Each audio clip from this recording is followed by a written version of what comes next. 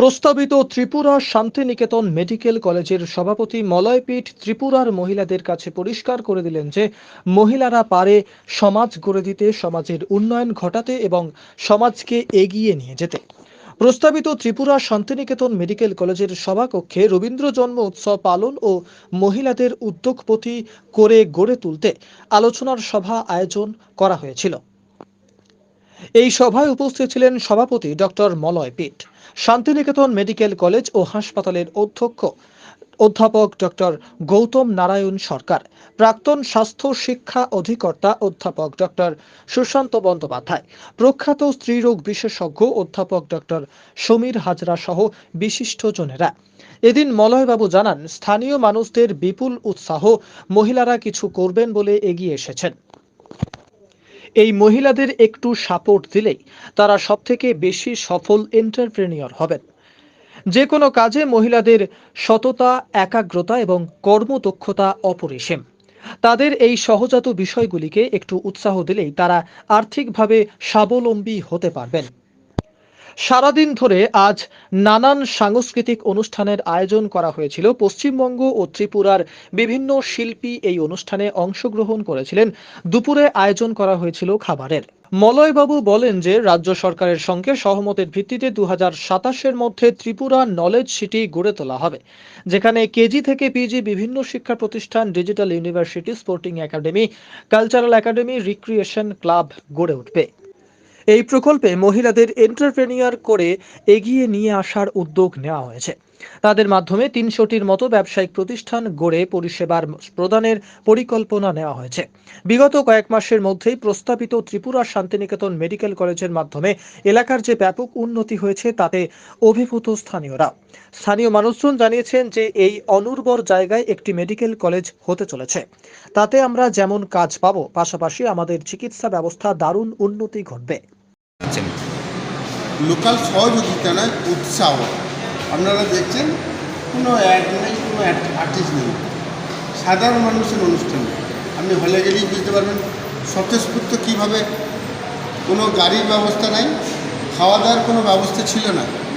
মানুষজন এসছে, দুপুরে খাবে কী করে, একটু খেয়ে যাবে। এটা মানুষের সৎ ইচ্ছা এবং মহিলারা কিছু করব, এটা আন্তরিক চিন্তাভাবনায় কিন্তু তারা এসছেন। সেভাবে যে আমরা খুব বেশি প্রচার করতে পেরেছি তা না। হ্যাঁ, প্রতিদিন 7টার সময় আমরা একটা মিটিং করি, বিশেষ করে মহিলাদের এন্টারপ্রেনারের জন্য 7:30 থেকে মিটিং করি। সেখানে প্রায় 400-500 ওয়েস্ট বেঙ্গলের এখানে মহিলারা যুক্ত হন গুগল মিটিং। সেই অ্যাওয়ারনেসেই এই সফলতা। মহিলাদেরকে এগিয়ে নিয়ে যাওয়ার পরিকল্পনা কি রয়েছে আপনাদের? দেখুন, একটা শিল্প করতে হলে প্রথম লাগে ডিসিশন নেওয়ার ক্ষমতা, তারপর ডেডিকেশন, মানে সেটা করবই। এইটা যিনি এই মানুষ সৃষ্টি করেছেন বা আধ্যাত্মিক জায়গায় বলুন, ওনাদের এমনভাবে সৃষ্টি করেছেন, এই ডিসিশন নেওয়ার ক্ষমতা একমাত্র মহিলাদের আছে। কারণ যদি সেইভাবে ভাবেন, একটি আমি ছেলে নিজেকে ধারণ করব, এটা কঠিন কাজ, থেকে আমি মানুষ করব লং টাইম, যতদিন বাঁচব তার জন্য দেবো, এইটা মানে ভগবান প্রদত্ত বা আল্লাহ প্রদত্ত তাদের কাছে দেওয়া আছে জ্ঞানটা। এইটাই বিজনেসের সবচেয়ে বেশি লাগে, ডিসিশন নেওয়ার ক্ষমতা আর হচ্ছে যে লেগে থাকা। তাই এই মহিলাদের যদি একটুকু অবলম্বন দেওয়া হয়, সবচেয়ে বড় এন্টারপ্রেনার এনারা হবেন। দেখুন, দিন দিন তো সব কিছুই পরিবর্তন হচ্ছে। স্যারও চাইছে আমাদের মহিলাদের ঘরগুলো থেকে বের করে আনতে।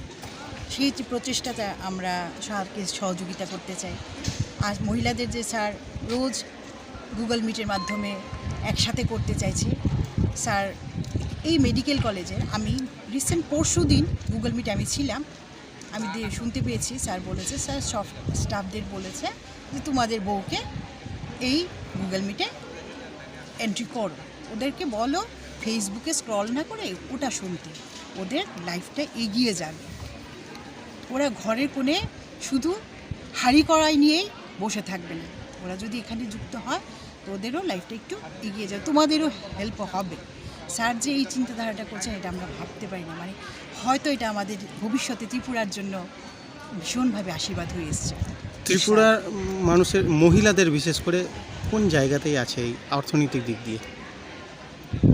দেখুন, মহিলার অর্থনীতির দিক দিয়ে ততটা তো এগোয়নি, পুরুষ লোকের উপরে এখনও ডিপেন্ডেন্ট আমরা, যদিও পার্সেন্টেজটা এখন একটু একটু বাড়ছে, মহিলাদের একটু একটু বাড়ছে, কিন্তু আমার মনে হয় স্যারের সাথে যদি সবাই কানেক্টেড হন তাহলে মহিলাদের আরও এগিয়ে নিয়ে আনা যাবে। কি নাম আপনার?